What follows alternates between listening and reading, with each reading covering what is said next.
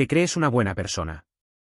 Crees que bajo ninguna circunstancia lastimarías a otro ser humano, que tu moral es inquebrantable y que los monstruos solo existen en las películas o en los noticieros. Pero la realidad cruda es que, con el uniforme adecuado, el anonimato perfecto y el poder suficiente, disfrutarías torturando a tu propio vecino.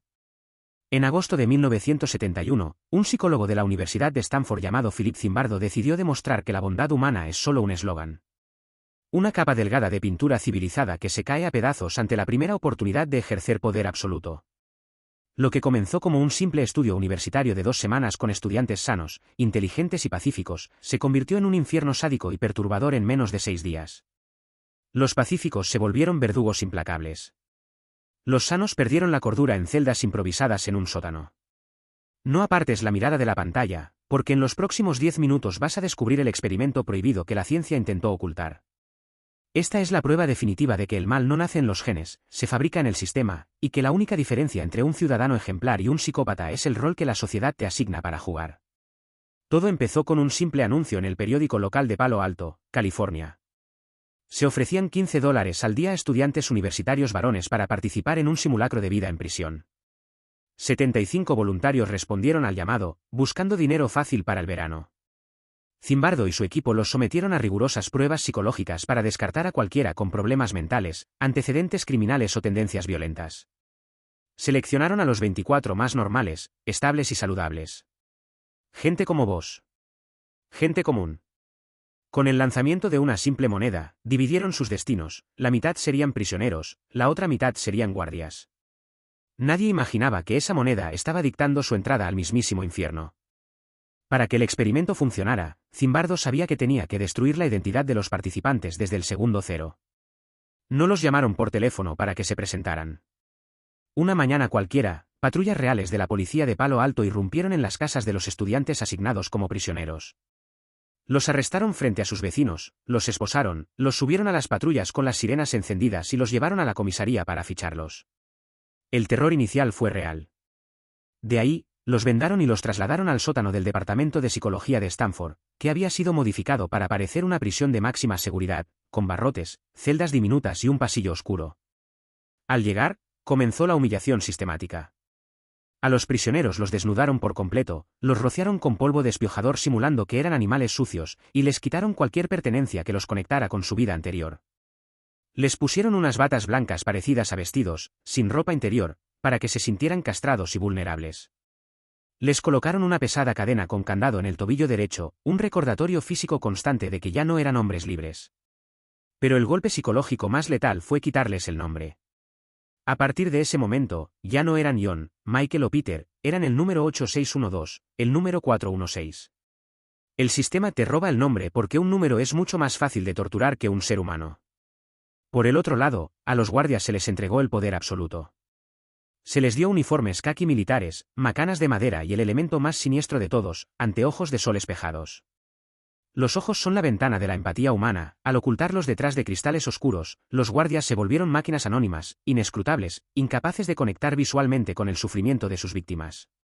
La instrucción fue simple: mantengan el orden y el control, no usen violencia física, pero hagan lo que sea necesario para infundir miedo y desesperación. El primer día transcurrió con cierta normalidad. Todos sabían que era un experimento, un juego de roles. Los prisioneros se reían y los guardias se sentían incómodos dando órdenes a chicos de su misma edad. Pero el cerebro humano se adapta al poder a una velocidad aterradora. En la mañana del segundo día, el infierno se desató. Los prisioneros, hartos de los insultos y la falta de sueño por los conteos nocturnos, se rebelaron. Se quitaron los números, se atrincheraron en las celdas y bloquearon las puertas con las camas. Fue el peor error que pudieron cometer, porque esto le dio a los guardias la justificación perfecta para escalar la violencia. Los guardias llamaron a refuerzos, tomaron extintores de incendios y rociaron a los prisioneros con dióxido de carbono helado para obligarlos a retroceder. Entraron a las celdas, desnudaron a los prisioneros, destruyeron las camas y encerraron a los líderes de la rebelión en el agujero, un armario oscuro y diminuto donde apenas se podía estar de pie. A partir de ese instante, el juego se terminó y la prisión se volvió real. Los guardias entendieron que los prisioneros eran peligrosos y decidieron quebrarlos mentalmente. Implementaron una táctica de guerra psicológica, crearon la celda de privilegios. Pusieron a los prisioneros que menos habían participado en la rebelión en una celda con camas, comida de alta calidad y ropa limpia, mientras los demás morían de hambre y frío en el pasillo. Horas después, sacaron a los privilegiados y metieron a los rebeldes en esa celda. La confusión fue total. Los prisioneros empezaron a creer que había informantes entre ellos. La solidaridad se hizo pedazos. Los guardias habían logrado el objetivo número uno de cualquier sistema totalitario: dividir y conquistar. Empezaron a obligarlos a hacer flexiones durante horas, a veces pisándoles la espalda o haciendo que otros prisioneros se sentaran sobre ellos. Los obligaban a limpiar inodoros con las manos desnudas, a insultarse entre ellos y a repetir sus números como autómatas. El sadismo no fue una orden de Zimbardo, el sadismo brotó naturalmente de las mentes de estudiantes universitarios comunes cuando se les dio una macana y la impunidad de un uniforme. Menos de 36 horas después del inicio del experimento, la mente humana empezó a colapsar bajo el peso de la humillación. El prisionero número 8612 empezó a mostrar signos de un trastorno de estrés agudo.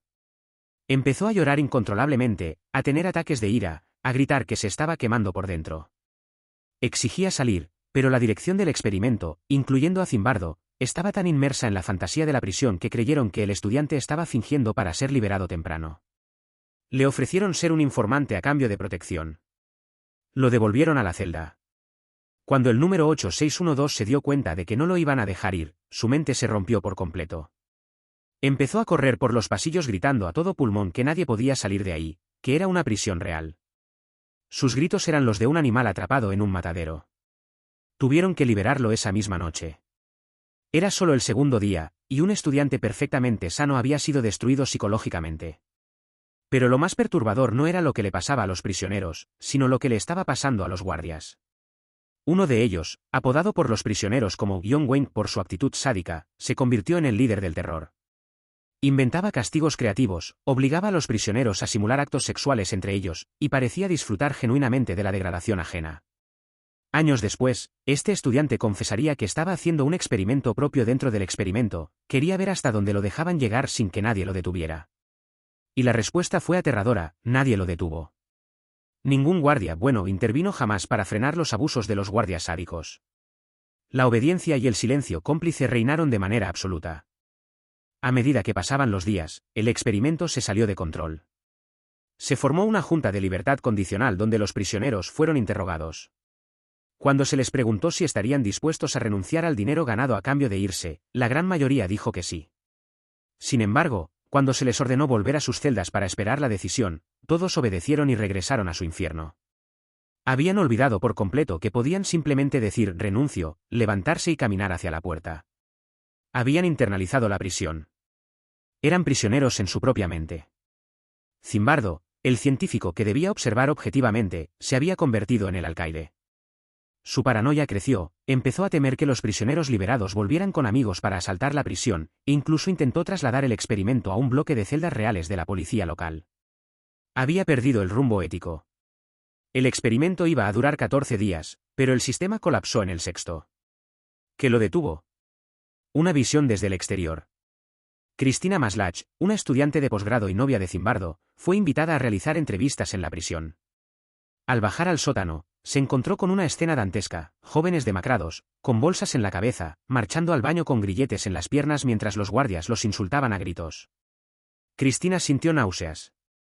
Corrió hacia Zimbardo, llorando, y le dijo: «Lo que le estás haciendo a estos chicos es terrible». Fue la única de las 50 personas externas que visitaron la prisión que cuestionó la moralidad de lo que estaba sucediendo. Esa frase rompió el trance de Zimbardo. Al verse en el espejo de la mirada de su pareja, el alcaide volvió a ser el psicólogo. El experimento se canceló esa misma noche del sexto día. El experimento de la prisión de Stanford es una cicatriz en la historia de la psicología porque nos escupe a la cara una verdad que nos aterra: los monstruos no nacen con cuernos ni tienen la cara deformada. Los monstruos son el gerente de banco que tenés de vecino, el chico amable que te atiende en el café, y si somos honestos, el monstruo sos vos y soy yo. Todo depende del traje que nos obliguen a usar. Años después, cuando salieron a la luz las fotos de las torturas reales perpetradas por soldados estadounidenses en la prisión de Abu Ghraib en Irak, el mundo se horrorizó y buscó manzanas podridas. Zimbardo fue llamado a declarar como experto, y su conclusión fue implacable: no son manzanas podridas, es un barril podrido. Si pones a gente buena en un sistema malvado, el sistema va a ganar siempre. Vivimos en una sociedad que nos asigna roles constantemente. El empleado sumiso, el jefe tirano, el cliente exigente, el ciudadano que mira para otro lado. El sistema te da un uniforme imaginario, te asigna un número y te convence de que las reglas del juego son inamovibles. El experimento de Stanford nos enseña que el poder corrompe rápido, pero la sumisión corrompe aún más profundo. Nos enseña que la mayoría de la gente prefiere sufrir en silencio, obedeciendo reglas absurdas, antes que enfrentar la incomodidad de rebelarse. Hoy, la prisión no está en un sótano en California, la prisión es tu conformismo, es tu trabajo de 40 horas que odias, son las deudas que aceptaste para comprar cosas que no necesitas. Sos el prisionero y sos tu propio guardia. Si querés dejar de ser un número en el experimento social más grande de la historia y empezar a cuestionar el uniforme que llevas puesto, suscríbete a Realidad Cruda. El sistema te quiere ciego, obediente y detrás de los barrotes invisibles de tu propia mente. Vos elegís si seguís jugando el rol o si finalmente rompés el maldito contrato. Te espero del otro lado.